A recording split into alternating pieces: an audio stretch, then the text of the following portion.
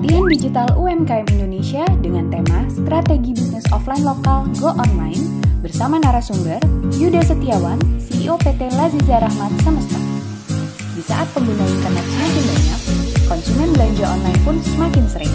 Temukan bagaimana bisnis lokal yang offline sukses go online. Simak videonya di sini. Ya, jadi moga-moga aja nggak bosan gitu ya. Tapi saya rasa bahwa tema yang akan saya bawakan ya, saya kira sangat-sangat menarik. Karena memang ini menjadi satu semacam passion atau spesialisnya Laziza, terutama bagaimana bisa eksis dan bisa berkembang, karena memang kita memahami passion, kekuatan kita, dan itu memang akhirnya menjadi suatu semacam kekuatan, akhirnya Laziza bisa survive sampai dengan saat ini, gitu kan ya. Ya, jadi saya perkenalkan dulu sepintas, kan tadi juga kenal, tapi mungkin bisa jadi ada yang belum. Jadi tema hari ini strategi bisnis offline ke online, gitu ya. Jadi kalau saya lihat seperti ini, saya istilahnya sudah kakek-kakek ya, tapi kakek-kakek milenial gitu. Jadi masih terus update dengan perkembangan yang baru dari bisnis maupun apapun yang ada di sekarang yang sebenarnya jauh berbeda dengan sebelum-sebelumnya. Saya alumni ITS, jurusan teknik lingkungan, 7 tahun kuliah, tapi tidak ada yang nyantol sama sekali bidangnya teknik lingkungan, tapi malah ke bisnis pulsa, ke kuliner, dan sebagainya. Sudah punya 2 cucu juga saya. Dan saat ini saya CEO di PT Laziza Rahmat Semesta dan komisaris utama di PT Sop Pulsa Nasional. Jadi ada 2 bisnis, tapi saya lebih banyak istilahnya mengawal Laziza selama 5 tahun dari mulai muncul sampai dengan saat ini. Oke, next. Nah, pengalaman saya waktu kuliah juga artinya terlibat di dalam kegiatan unit bisnisnya pesantren, sehingga itu menjadi modal saya sebagai seorang entrepreneurship sampai saat ini. Pernah kerja juga di salah satu BUMN, ya, terus kemudian sempat jatuh juga, ya, pernah juga jadi 5 besar dunia di MLM, dan akhirnya 2004 sampai saat ini punya berbisnis di bisnis pulsa, dan 2013 mencoba untuk diversifikasi di bisnis kuliner, ya, sehingga tahun 2012 akhirnya saya memberanikan diri untuk membuat brand sendiri Laziza. Ya mungkin kalau orang tahunya di acaranya kuliner itu ada seorang host pasti bilangnya Laziz, ya, gitu. Jadi artinya nikmat atau enak, nah, gitu. Itu yang jadi kekuatan dari Laziza. Saya juga aktif di banyak organisasi. Dan saat ini menjabat sebagai Ketua Komunitas Usaha TDA Sulawesi Sidoarjo. Jadi komunitas yang membawa banyak teman-teman para UKM pengusaha.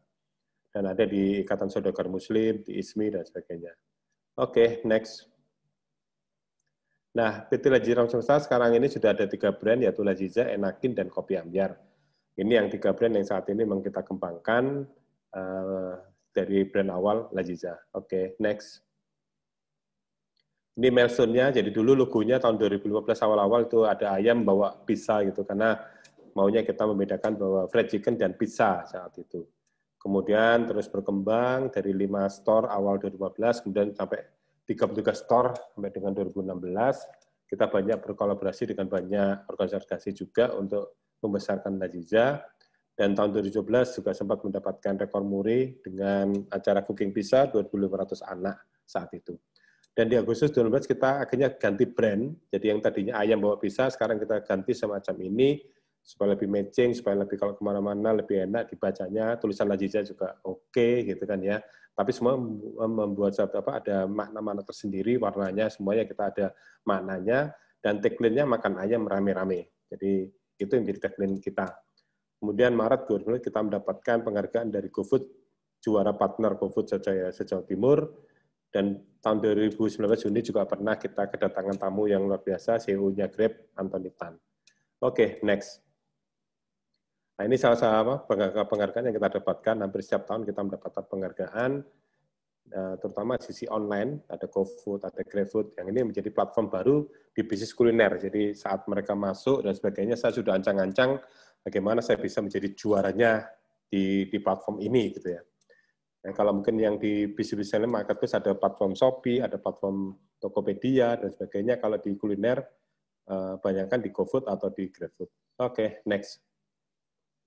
Sampai saat ini ada sekitar 50 store yang existing, ada di sekitar 15 kota. Oke, next. Ini ada persebarannya di 5 kota di Jawa Timur. Ya, kemarin sempat juga mau expand ke Tangsel, Depok, lewat kolaborasi dengan GoFood, tapi karena ada pandemi COVID ini, jadi akhirnya kita tidurkan dulu, ya, berhenti sementara. Oke, next. Nah, sekarang kita masuk ke materi inti, ya, bagaimana sih membangun bisnis dari offline menjadi juaranya online. Ya, mungkin kasus atau istilahnya pengalaman-pengalaman yang sudah dilakukan oleh Lezia, hari ini mau saya sharingkan kepada teman-teman. Memang kalau dibilang kok bisa sampai juara dan sebagainya, ya perjalanannya memang lumayan luar biasa gitu ya. Pengalaman saya di bisnis multi level itu juga menjadi semacam cara-cara yang saya lakukan, bagaimana membuat daya tarik, membuat semenarik mungkin gitu kan ya. Tapi yang jelas saat itu, pada saat saya membangun Laziza, saya harus juga sudah istilahnya sudah punya mindset, saya harus berbeda dengan bisnis yang sejenis. Karena apa? Brand-brand yang istilahnya selevel Laziza juga cukup banyak. Dan kompetisi di bisnis fried chicken ini ya istilahnya berdarah-darah, ya, red ocean. Jadi saya harus punya suatu hal yang berbeda dengan yang lainnya. Nah saat itu awal-awal juga sudah membangun tim yang khusus untuk membangun masalah di digital marketing, meskipun di awal-awal juga langsung nggak ideal, jadi masih istilahnya freelance-kan tim yang untuk medsos Facebook dan IG dan sebagainya, sampai akhirnya membangun tim sendiri. Sekarang ini hampir ada sekitar 14 orang yang khusus untuk menangani di divisi digital marketing Laziza. Oke, next. Nah, sebenarnya apa sih yang melatar belakangi bisnis yang kita bangun ya, terutama Laziza? Kenapa sih akhirnya passion-nya lebih ke arah online? Jadi semuanya berawal memang dari riset pasar. Jadi semuanya berdasarkan data. Jadi artinya kita tidak semata-mata bahwa pilihan yang kita lakukan itu ya istilahnya berdasarkan insting atau berdasarkan pokoknya enaknya di sini dan sebagainya. Maka yang kita lakukan adalah melakukan satu semacam riset pasar. Ya, jadi perubahan customer yang ada sekarang ini juga seperti apa?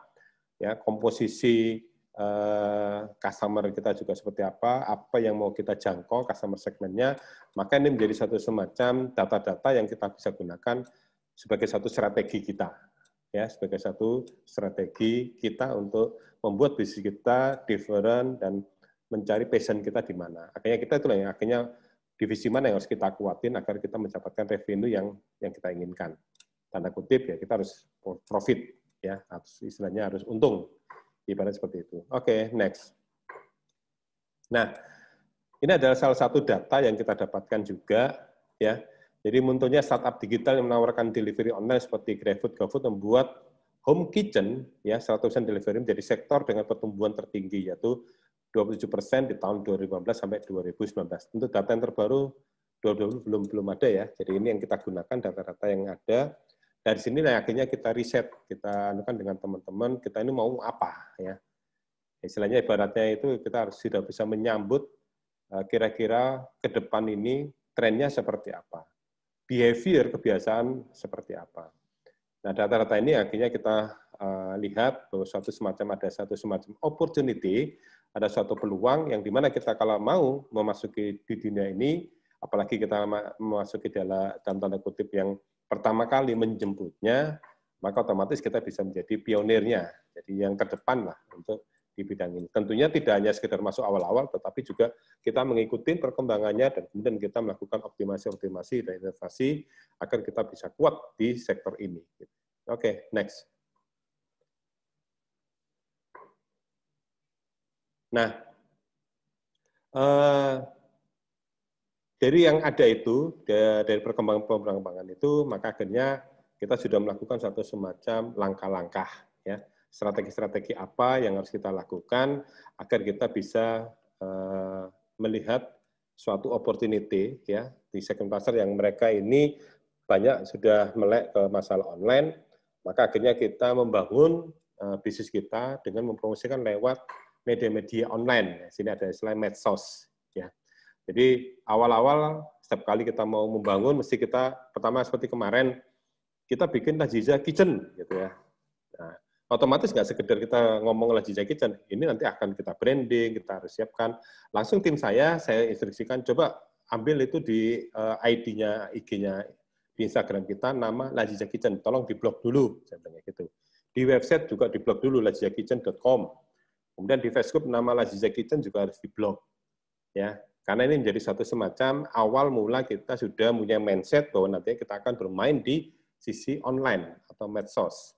Maka akhirnya seperti awal-awal Laziza, apa yang kita namakan Laziza Chicken and Pizza, maka nama ini sudah kita plot di website laziza.com, seperti itu. Kemudian di Facebook, di Instagram sudah kita create semua. Ya, kita istilahnya alamat itu sebagai kayak rumah itu sudah kita tandai bahwa ini adalah rumah kita. Supaya nanti kalau kita jadi besar, nggak jadi rebutan, nggak jadi bertengkar dengan banyak orang, gitu kan ya. Karena nantinya kalau sudah besar diklaim, kita akhirnya harus bisa jadi kalau kita menginginkan nama itu bisa kita diklaim untuk membayar lebih, ya. Jadi ini yang terus kita lakukan saat ini. Saya rasa teman-teman tidak mungkin tidak paham masalah Facebook, masalah Instagram. Nah, timbul masalahnya apakah tinggal cuma istilah daftar aja, setelah itu kita tidak melakukan otomasi, maka kita harus belajar bagaimana mengoptimasi lewat Facebook, beriklan di Instagram, dan sebagainya. Oke, next. Nah, data ini yang juga membuat kita kenapa harus main di platform-platform online tersebut atau di medsos. Ya, jadi bisa kita lihat secara total populasi Indonesia 272 juta, ya, 272 juta ini, maka hampir istilahnya mobil pun ya yang memakai handphone itu sekitar 334 juta. Bisa jadi satu orang bisa pegang 2 atau pegang 3 handphone. Ya. Jadi hampir 124% orang itu istilahnya jumlah handphone mengalahkan jumlah penduduk asli, gitu ya. Karena bisa jadi satu orang bisa punya 2-3 handphone. Ya.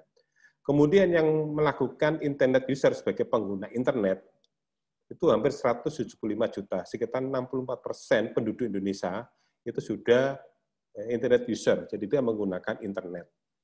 Ya mungkin yang selebihnya ini anak-anak kecil atau bayi atau apa ya, mereka nggak mungkin pegang handphone gitu ya, dan tidak mungkin berinternetan.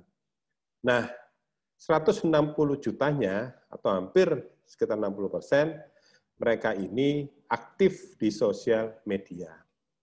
Ya, entah itu sifatnya untuk pribadi, untuk bisnis, untuk apa yang lain-lainnya. Maka ini adalah juga sebagai suatu semacam target market, kalau misalnya kita melakukan optimasi, beriklan atau apapun di sisi media sosial, maka minimal 160 juta ini sudah bisa kejaring gitu ya, dari market yang kita inginkan. Nah, dari data yang sudah hampir melampaui 50% ini menjadi suatu market yang luar biasa di Indonesia, maka apapun bisnis kita, ya, maka selayaknya kita juga harus melakukan optimasi di sisi medsos. Oke, next.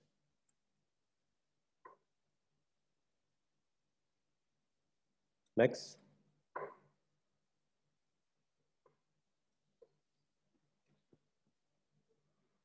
Halo, moderator. Lanjut. Ya, teman-teman boleh di next materinya. Ya, ini dia. Silakan Pak Yuda.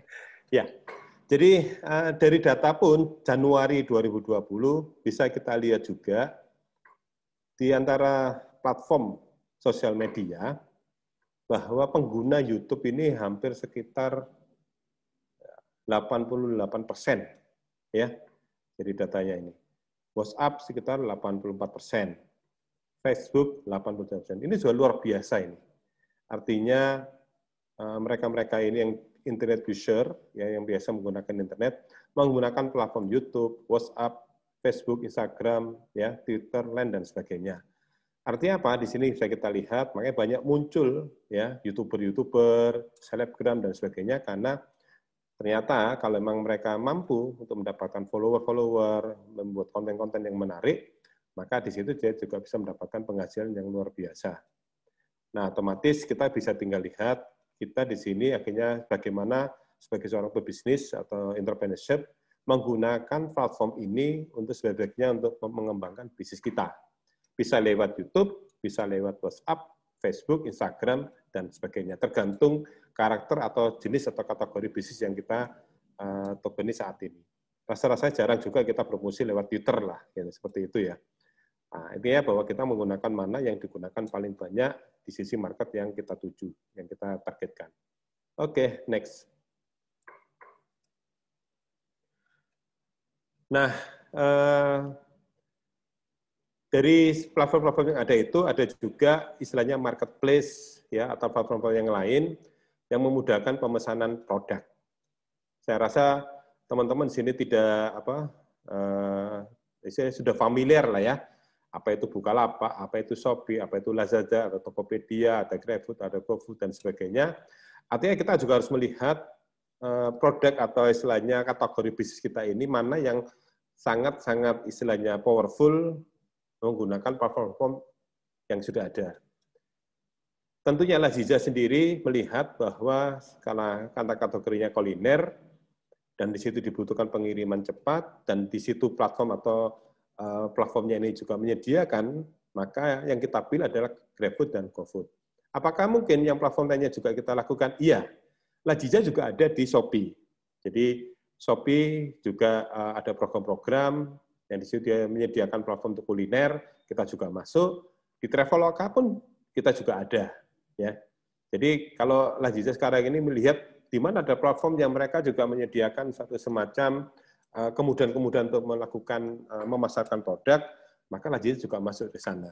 Saya yakin kalau teman-teman yang bisnisnya kategori bisnis yang barang-barang yang istilahnya bukan makanan pun, maka bisa menggunakan platform yang market-market di sini, bisa Shopee, Lazada, Tokopedia, Bukalapak dan sebagainya. Nah, masing-masing ini mempunyai satu semacam karakter sendiri dalam kita bisa powerful untuk menggunakan ini. Ada ilmunya masing-masing.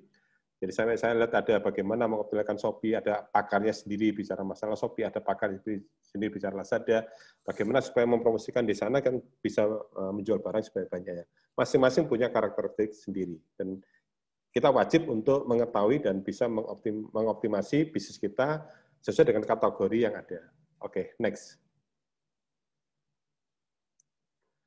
Nah, untuk 5 top aplikasi e-commerce di Indonesia dan Asia Tenggara, kuartal ketiga datanya semacam ini.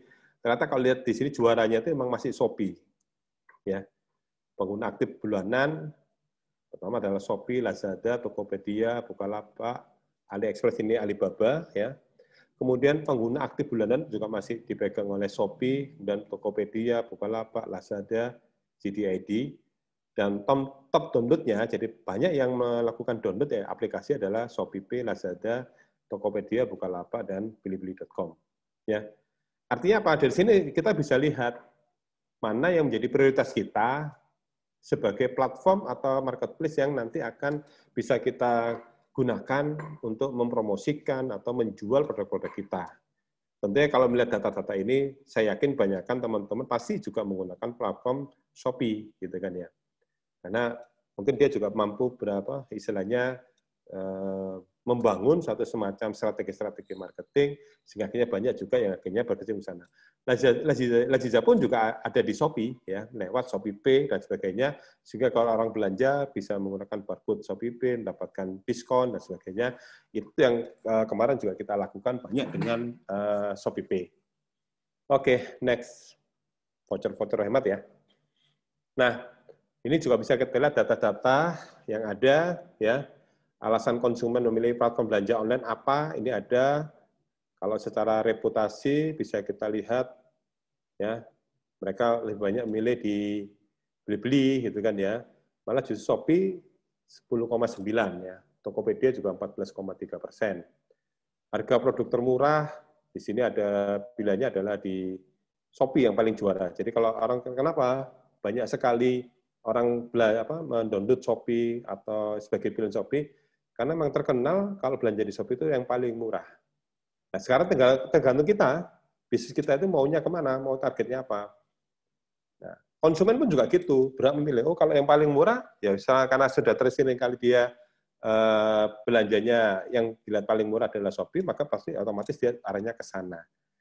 image atau kesan-kesan ini yang harus kita dapatkan. Sehingga nanti dari data-data teman-teman bisa tahu, Anda maunya apa yang mau dipilih. Anda mau kesannya memang bisnis Anda itu murah yang bagus, bisa menggunakan platform Shopee misalnya. Jadi seperti itu.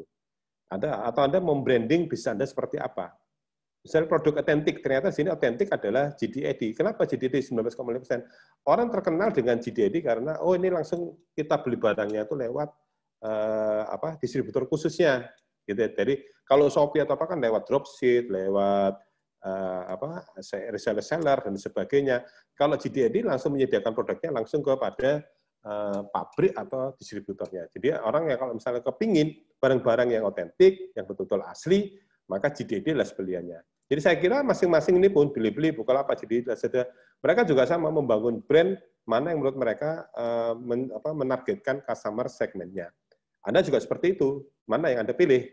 Tergantung, Anda mau kuat di mana. Kalau GDAD pasti ini yang kayak produk-produk Levi's, kalau pengen Levi's asli, nggak mau kebohong atau istilahnya apa ya, pengen yang asli, maka nanti larinya ke GDAD. Seperti itu. Itu pengalaman-pengalaman konsumen yang mereka merasakan seperti itu. Atau ini gratis ongkir, karena banyak sekali di sini yang memberikan kemudahan gratis ongkir. Di sini ada Shopee, sekitar 18,4% orang banyak belanja di Shopee karena alasan gratis ongkir. Otomatis Shopee juga gitu, membranding dirinya, sering menggunakan promo-promo sebagai promo yang istilah dipilih oleh banyak konsumen karena data gratis ongkirnya. Kalau banyak metode pembayaran, di sini ada Lazada.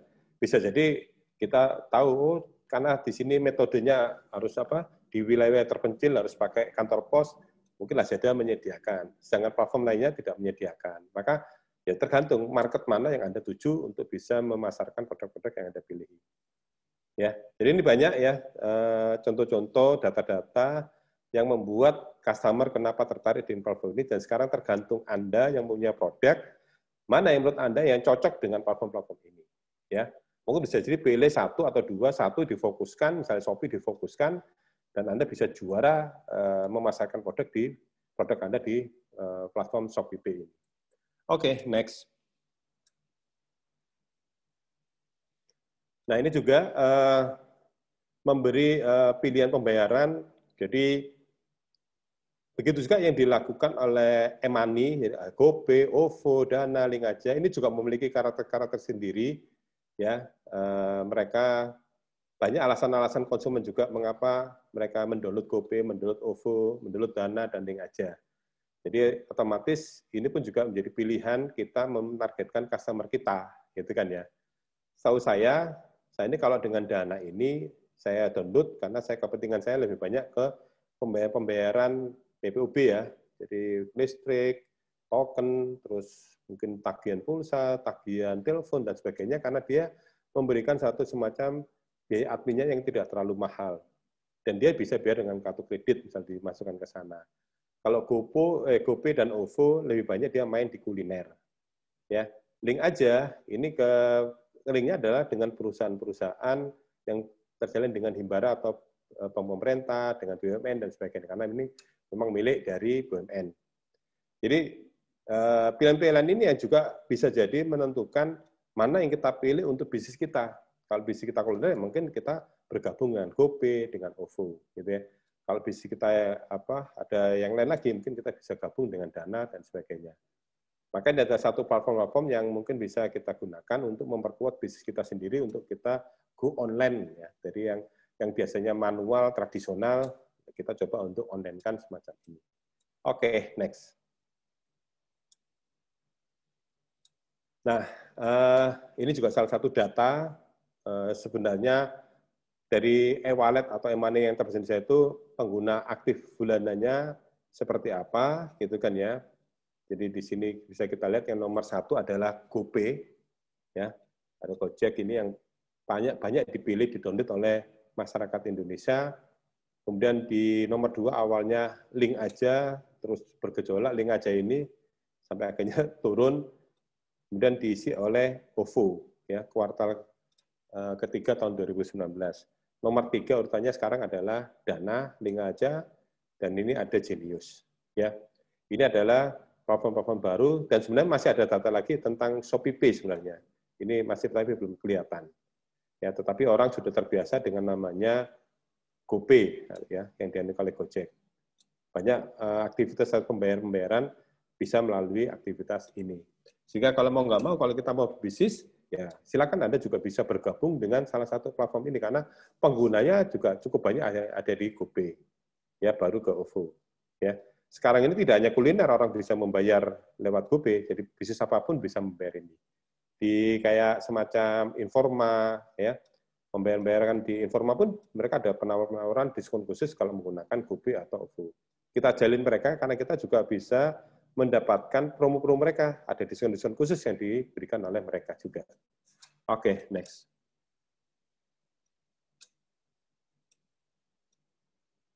Nah, di sisi kuliner juga ada satu semacam strategi yang kita gunakan bagaimana supaya produk-produk itu secara online bisa dikenal. Ya, salah satunya kita bekerjasama dengan influencer. Laziza ini sering, dari mulai yang kita gratisan sampai dengan berbayar. Nah, kalau yang gratisan tuh kita cari influencer yang misalnya lokal, ya, yang mereka punya follower sekitar 2.000 sampai 5.000. Kemudian kita japri, ada tim yang menjapri khusus. Kakak mau nggak misalnya kita kirim makanan dari Laziza, jadi kita kasih gratis makan untuk di endorse untuk mereka, istilahnya gitu.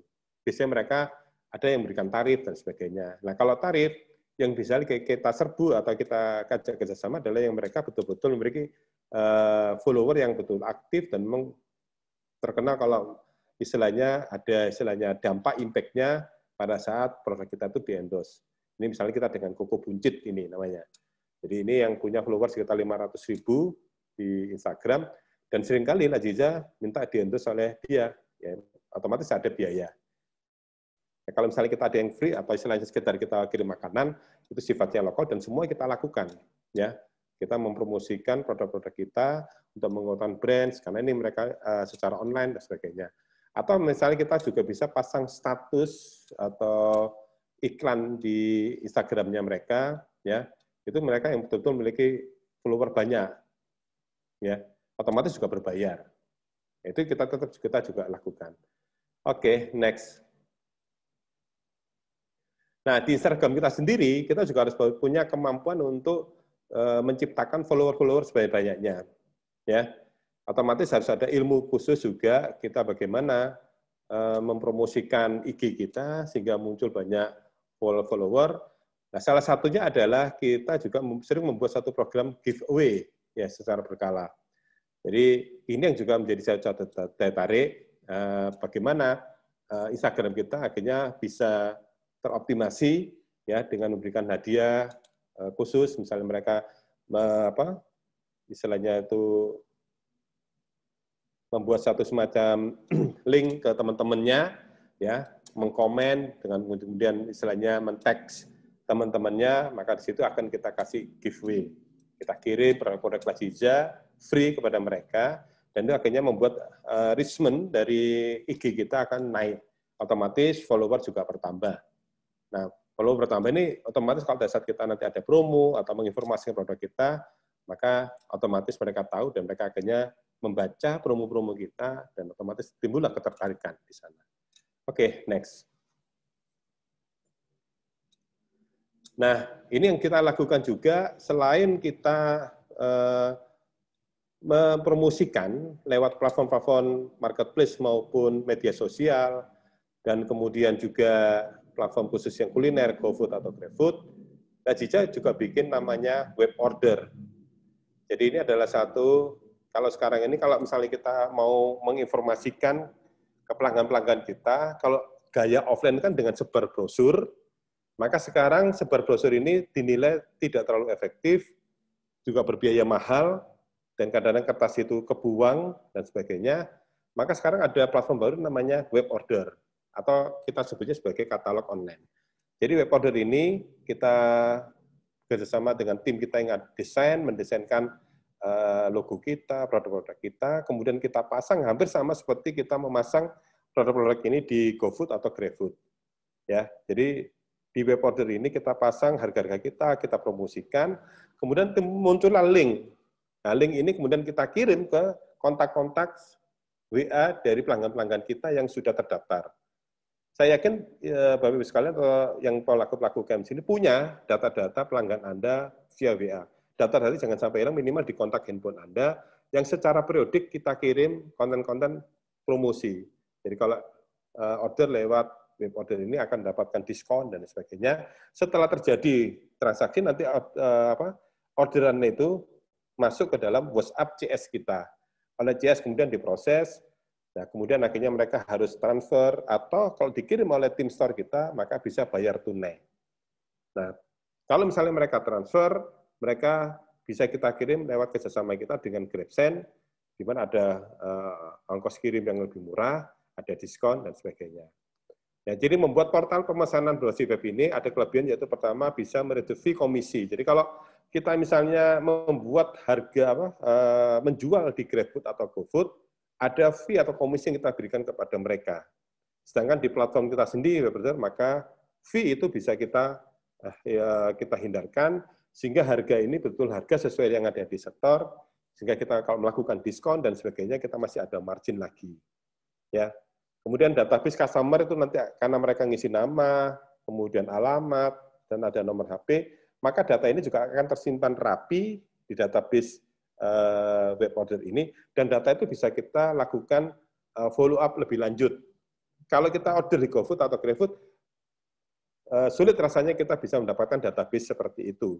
Tapi kalau lewat platform web order ini, maka database bisa kita simpan, dan database ini bisa kita follow up setiap hari, setiap minggu, setiap bulan, dan kita juga akan bisa mengetahui apa kecenderungan dari konsumen-konsumen yang berbelanja kepada kita. Ya, konten atau programnya fleksibel, web-based, dan tidak ada brand lain. Kalau mereka order di GoFood atau GrabFood kan mesti akan membanding-bandingkan. Oh, ini GoFood Laziza harga segini. Oh, yang pesaingnya harganya segini. Mungkin dia akan membuat pilihan-pilihan lain. Nah, kekurangannya apa? Jadi kita masih perlu edukasi ke customer, kita punya database lebih banyak untuk menginformasikan tentang katalog konten kita ini, ya. Dan otomatis kita membangun kolam sendiri yang dimana kalau kita lihat GoFood, GrabFood, ya kita ikut kolamnya mereka, database-nya mereka juga lebih cepat, lebih banyak, karena mereka juga punya program-program bagi-bagi duit, bakar-bakar duit, ya. Sedangkan di sini kita hanya membuat program-program diskon. Kemudian metode pembayarannya terbatas, ya, bisa transfer atau bayar tunai, sedangkan kalau lewat GoFood atau GrabFood bisa lewat OVO, bisa lewat GoPay, dan sebagainya, atau kartu kredit. Jadi kemarin saya nyoba di GrabFood juga sudah bisa transaksi pakai kartu kredit dan ada program diskonnya. Dan tim delivery, karena ya otomatis kita kalau mau nggak mau ya mengusahakan tim sendiri kalau orangnya tidak mau transfer. Ini salah satu kekurangan kalau kita membuat basisnya web order. Tapi intinya ya kita kalau misalnya bisa jalan semuanya kita jalankan. Oke, next. Nah, kemudian setelah kita memahami semua permasalahan itu, medsos seperti apa, platform-platform untuk marketplace seperti apa, maka mau nggak mau teman-teman juga harus belajar apa itu namanya Facebook Ads, ya. Jadi mengatur market yang digendaki, jangkauan iklannya disetting untuk orang yang berada di satu wilayah, umur tertentu berdasarkan hobi, jenis kelamin, dan apapun lainnya. Artinya teman-teman harus punya kemampuan. Kalau tidak pun seperti saya sebenarnya tidak terlalu istilahnya sampai saya detail itu belajar, tapi saya punya tim yang saya bangun tim. Kalau saya masih belum, saya freelance-kan. Jadi awal dulu Laziza tentang Facebook ini kita freelance-kan. Ada banyak tim-tim freelance yang menawarkan, membantu kita untuk mengiklankan bisnis kita lewat cara-cara Facebook Ad, gitu ya. Jadi tinggal kita minta, Pak, ini tolong diiklankan wilayahnya di sini, customer-nya laki-laki perempuan, umurnya 20-35 tahun, ya, diiklankan berapa hari dengan budget seberapa. Maka di situ Anda bisa istilahnya freelance dengan tim yang lain. Kalau memang sudah bagus, bisnis kita mampu menggaji, bangun tim kita sendiri. Ya, bangun tim digital marketing yang khusus untuk menangani masalah-masalah ikan di sosial media, di Facebook ataupun Instagram. Artinya apa? Platform-platform seperti GoFood, GrabFood, atau yang lainnya itu, atau web order, itu bisa kuat kalau kita juga mampu juga menguasai Facebook maupun Instagram Ads. Karena apa? Link-link atau konten-konten yang kita buat, yang nanti ngarahnya adalah ibaratnya pembelian lewat web order atau apa, atau GoFood atau GrabFood, orang bisa mendapatkan informasi lewat Facebook kita atau lewat Instagram kita. Jadi semuanya harus dikuatin, tidak bisa kita hanya saya hanya iklannya di apa istilahnya melakukan, pokoknya saya sudah daftar GoFood atau GrabFood, ya sudah, tidak bisa. Jadi setiap platform-platform yang sudah ada tentang bisnis kita, maka harus kita tunjang lagi, kita disupport lagi oleh namanya Facebook Ads atau Instagram. Dan mungkin juga di website yang kita belajar tentang Search Engine Optimization atau SEO. Di sini kalau sudah mau ingin menyebarkan informasi lebih banyak, maka kita juga bisa menggunakan namanya Google Ads. Bagaimana website kita ada di urutan pertama dalam pencarian. Ya, jadi itu semua harus kita lakukan untuk membangun bisnis kita lebih kuat di sisi online. Gitu. Oke, next. Nah, semuanya itu tetap tidak akan bisa berhasil kalau tidak kita memiliki suatu semacam tim customer service ya yang ramah melayani pelanggan. Jadi Laziza pun juga punya tim service, karena apa? Di setiap telepon pesan nanti ada pesan atau apa, kita ngiklankan, pasti harus ada yang menangani, yang menghandle. Maka di sini perlu dibutuhkan suatu tim customer service yang menghandle iklan-iklan di WhatsApp, iklan-iklan di Facebook, iklan-iklan di Instagram, di sana juga ada komplain, dan wajib untuk menerima setiap keluhan-keluhan dari pelanggan yang ada. Tanpa ini semua ya percuma kita beriklan, kita bermain di medsos dan sebagainya, kalau kita tidak memiliki suatu tim customer service yang handal. Jadi itu ya kesimpulan dari kita yang saya paparkan siang hari ini, ya, cukup panjang lebar, dan mungkin kita bisa lebih menarik lagi kalau kita ada tanya jawab dari teman-teman semua, dan saya harapkan bisa interaktif ya lagi, mungkin kita bisa sharing bersama-sama. Saya kira gitu, Mbak Indri ya. Ya, terima kasih. Terima kasih.